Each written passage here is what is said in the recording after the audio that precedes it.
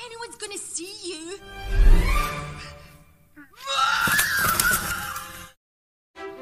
Halo Yaul, kembali lagi di channel YNDES.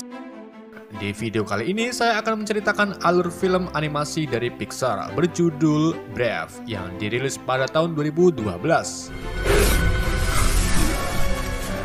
Diproduksi oleh Walt Disney Pictures dan disutradari oleh Brenda Chapman.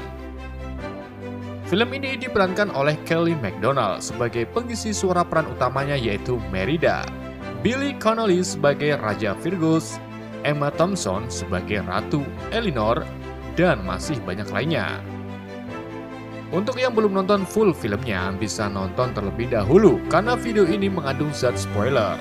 Gak usah lama-lama, mari kita masuk ke ceritanya.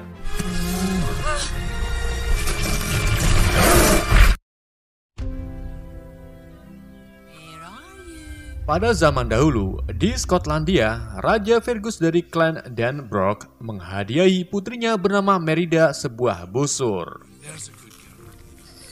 Karena masih kecil dan pertama kalinya mencoba memanah, Merida selalu meleset membuat anak panahnya melesat ke arah hutan. Merida dengan semangatnya berjalan menuju hutan untuk mengambil anak panahnya. Setelah mengambil anak panah, Merida tak sengaja melihat cahaya harapan yang dipercaya dapat menuntun siapapun menuju takdirnya. Sang ratu sekaligus ibu Merida bernama Elinor mengajak Merida untuk kembali ke kerajaan. Ketika mereka berbalik badan, tiba-tiba beruang besar yang bisa disebut Mordu muncul. Elinor bergegas membawa Merida kembali ke kerajaan, sementara Fergus dan pasukannya berusaha melawan Mordu.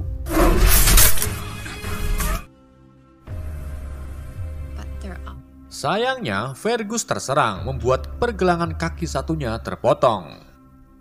Semenjak kejadian tersebut, Mordu tidak menampakkan dirinya lagi.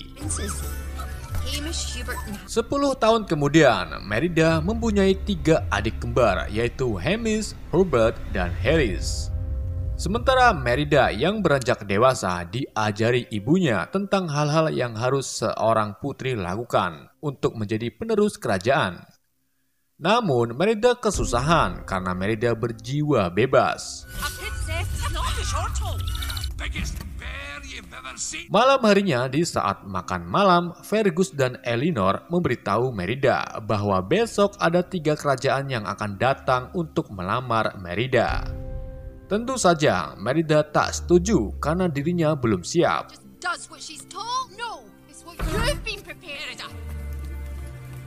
Setelah Fergus dan 3 adiknya pergi, Elinor menceritakan tentang legenda kerajaan kuno yang rajanya sudah sangat tua. Raja tersebut mewarisi kerajaannya ke 4 putranya dengan adil dan merata. Namun putra yang pertama rakus dan egois. Ia ingin menguasai kerajaan sendirian.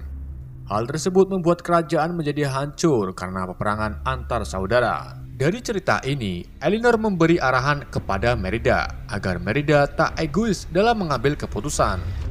Sebuah legenda dianggap tak nyata, namun cerita di dalamnya mengandung sebuah pelajaran hidup yang bisa diambil. Keesokan harinya, ketiga kerajaan datang yang terdiri dari kerajaan Macintosh, kerajaan McGuffin, dan kerajaan Dingwall. Mereka mulai memperkenalkan putranya masing-masing dengan bangga.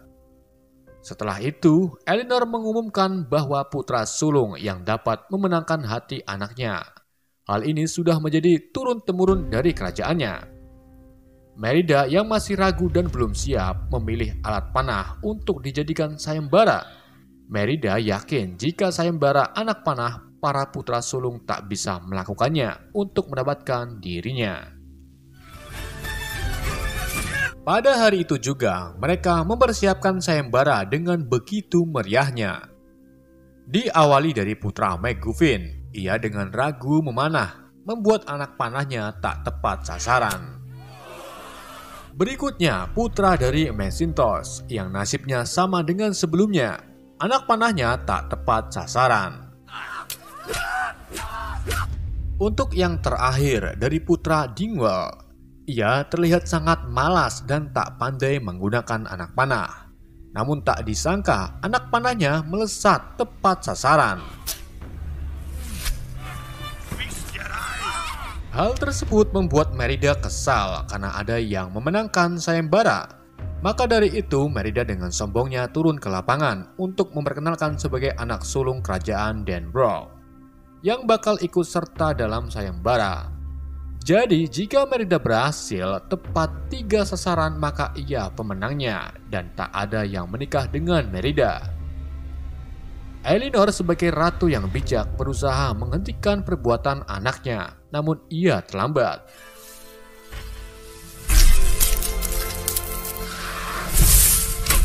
Elinor sangat marah dan terus memarahi Merida. Namun Merida membangkang dan ia sangat tidak mau dipaksa untuk menikah. Suasana semakin memanas. Merida dengan sengaja membelah permadani keluarganya yang memisahkan sang ibu. Elinor yang melihat juga membuang anak panah Merida ke tungku api. Hal tersebut membuat Merida sakit hati lalu pergi meninggalkan kerajaan bersama kudanya.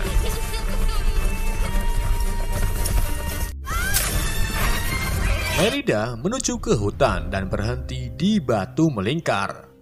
Di sini ia melihat cahaya harapan yang berbaris menuju ke hutan lebat. Karena penasaran, Merida mengikuti cahaya tersebut, diikuti oleh kuda kesayangannya. Cahaya harapan membawa Merida ke sebuah gubuk tua.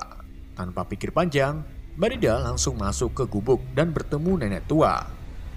Awalnya, nenek tersebut mengaku sebagai pemahat, namun Merida tak percaya karena ia melihat sapu lidi yang bisa hidup, serta burung gagak bisa berbicara.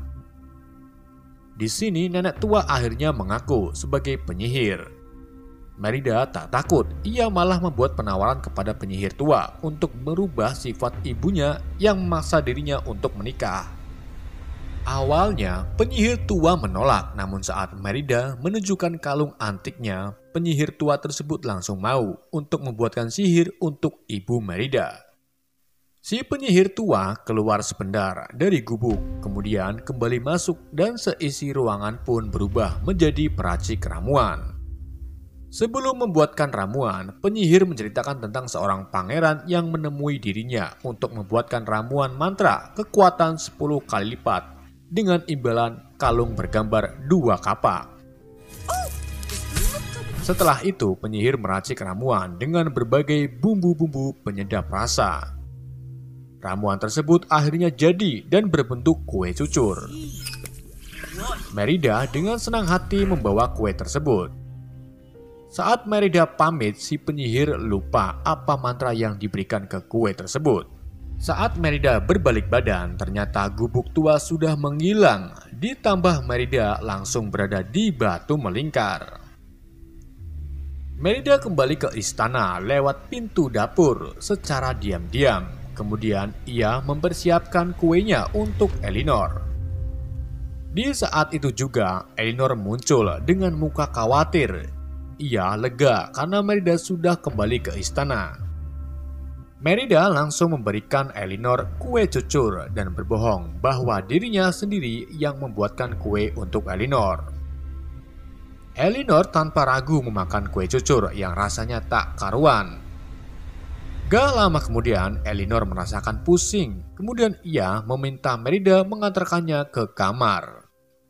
Mereka berdua melewati 3 klan yang sedang menunggu hasil siapa pemenang sayembara. Untung saja Fergus dengan semangat menghibur para klan agar suasana tak memanas.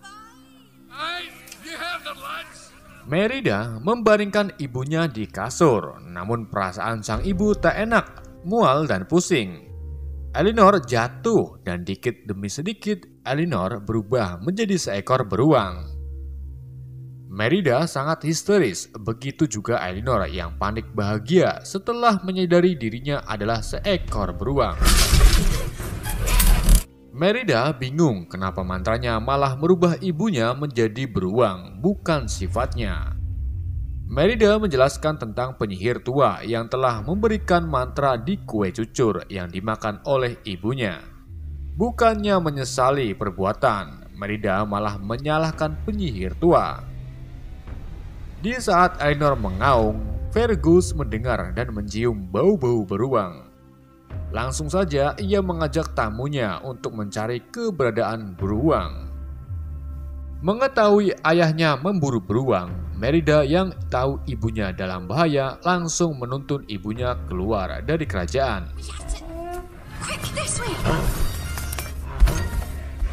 Sesampainya di dapur, Merida meminta tolong kepada 3 adiknya untuk membantu mengeluarkan sang ibu. Dengan sigap, ketiga adiknya mengambil ayam goreng, kemudian membuat bayangan untuk menarik perhatian Fergus dan pasukannya. Mereka berhasil menjebak Fergus ke atas menara, kemudian menguncinya. Untuk mengucapkan terima kasih, Merida memperbolehkan ketiga adiknya memakan kue apa saja yang ada di dapur. Merida lupa bahwa kue sihirnya masih ada di dapur, membuat ketiga adiknya memakan kue tersebut. Fergus dan pasukannya dengan terpaksa menggunakan celana sebagai tali untuk turun dari menara. Merida dan Elinor berhasil kabur dan sampai di gubuk penyihir tua. Di saat Merida masuk, tempatnya sudah kosong dan hanya ada panci mulak-mulak. Di sini, si penyihir meninggalkan pesan di campuran botol yang ada urutannya. Dan urutan ketiga mengenai Merida. Pesan tersebut berisi tentang kutukan permanen jika melebihi matahari terbit di hari kedua. Kecuali Merida ingat dengan kata-kata ini, takdir bisa diubah, perbaiki ikatan yang rusak karena keangkuhan. Tak paham dengan apa yang dikatakan penyihir, Merida mencoba agar si penyihir kembali. Namun itu sia-sia karena si penyihir sedang piknik di suatu tempat. Setelah itu, Merida dan ibunya memutuskan bermalam di hutan dengan membuat gubuk kecil untuk beristirahat. Pagi harinya, Elinor menyiapkan sarapan pagi. Walaupun bentuknya beruang, namun jiwanya tetap Elinor, ibu Merida. Mereka sarapan dengan buah ceri, tapi buah tersebut beracun. Begitu juga air yang Elinor ambil. Kemudian Merida mengajak ibunya ke sungai untuk menangkap ikan. Dengan keahliannya memanah, Merida berhasil menangkap ikan, lalu membakarnya untuk sang ibu. Ia sangat doyan hingga menambah berkali-kali. Merida berinisiatif mengajarkan ibunya menangkap ikan layaknya beruang. Walaupun beberapa kali gagal, Elinor berhasil menangkap ikan dengan tangan kosong. Setelah makan ikan, Elinor tiba-tiba pergi serta lupa mahkotanya. Kemudian Merida menyusul Elinor. Kini sifat beruangnya mulai muncul. Hampir saja Elinor melukai Merida. Untungnya Elinor kembali sadar. Dalam perjalanan mereka berdua menemukan cahaya harapan. Langsung saja Merida dan Elinor mengikuti cahaya harapan dan berharap menemukan petunjuk untuk mengembalikan wujud Elinor. Cahaya tersebut berhenti di sebuah bangunan kuno dengan tugu bergambar 2 kampak. Saat sedang melihat-lihat, Merida tak sengaja jatuh ke ruang bawah. Kemudian ia menemukan sebuah batu dengan gambar 4 bersaudara, namun satunya terpisah seperti permadani yang disobek oleh Merida. Merida mengira bahwa tempat ini adalah legenda yang pernah Elinor ceritakan, serta pangeran yang meminta ke penyihir untuk merubahnya menjadi kekuatan 10 kali lipat. Namun mantranya sudah permanen. Saat itu juga tiba-tiba beruang merdu yang diduga pangeran tertua muncul menyerang Merida. Dengan bantuan sang ibu, Merida berhasil kabur meninggalkan tempat tersebut. Sesampainya di batu melingkar, Merida baru tahu maksud penyihir tua tentang takdir bisa diubah dengan perbaiki ikatan yang dirusak oleh keangkuhan. Maka dari itu mereka harus kembali ke istana untuk memperbaiki permadani yang rusak sebelum matahari besok terbit. Jika gagal, maka Elinor akan selamanya menjadi beruang. Merida dan Elinor masuk ke istana lewat saluran pembuangan. Dan untuk masuk ke kamar, mereka harus melewati Fergus dan 3 klan yang sedang ribut masalah sayembara. Merida turun tangan untuk menenangkan para klan, sementara Elinor mengendap-endap sambil menjadi patung beruang.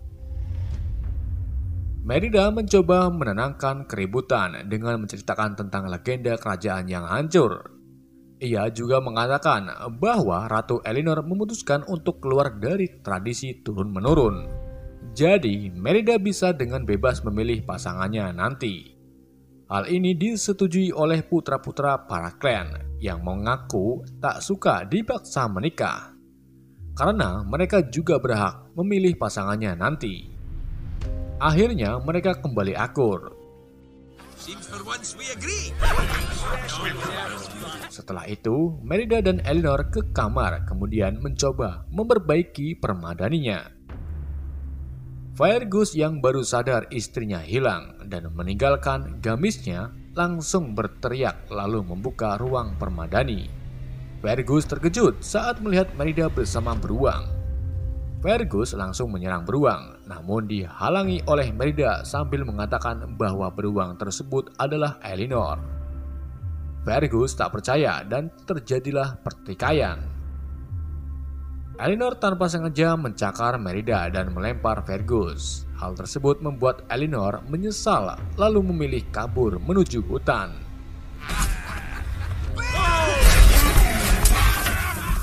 Fergus mengurung Merida di dalam kamar, kemudian memberikan kuncinya kepada pembantu bernama Maudie. Kemudian Fergus mengajak para klan untuk mengejar beruang tersebut. Saat Merida mencoba membuka pintu, ia melihat 3 beruang kecil. Sudah jelas ketiga beruang tersebut adalah adiknya. Merida menyuruh mereka untuk merebut kunci dari Maudie.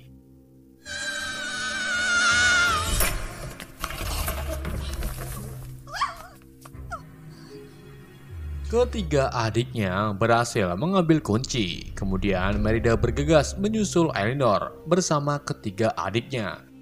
Di atas kuda, Merida memperbaiki permadaninya. Di saat Fergus berhasil mengepung dan akan membunuh Elinor, Merida datang dengan memanah pedang Fergus sambil mengatakan bahwa beruang tersebut adalah ibunya. Gak lama kemudian, Pangeran Mordu datang. Fergus dan pasukannya berusaha melawan Mordu. Namun mereka tak mampu karena Mordu sangat kuat. Di saat Mordu akan menyerang Merida, Elinor bangkit lalu menyerang Mordu dan terjadilah pertarungan. Elinor memancing Mordu ke salah satu batu melingkar, lalu mendorongnya secara terus-menerus. Hingga akhirnya Mordu tertimpa batu sebelum menggapai Merida. Di akhir kematiannya, arwah pangeran keluar dari tubuh Mordu, kemudian menjadi cahaya harapan. Setelah itu, cahaya matahari akan segera terbit. Merida bergegas menyelimuti Elinor dengan permadani yang sudah diperbaiki oleh Merida. Namun tak terjadi apa-apa. Merida sangat kecewa. Sambil menangis, Merida memeluk ibunya dan meminta maaf.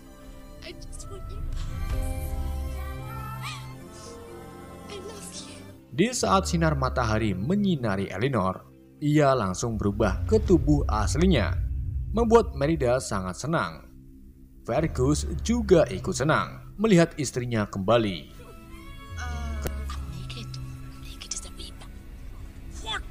Ketiga adiknya juga berubah ke tubuh aslinya.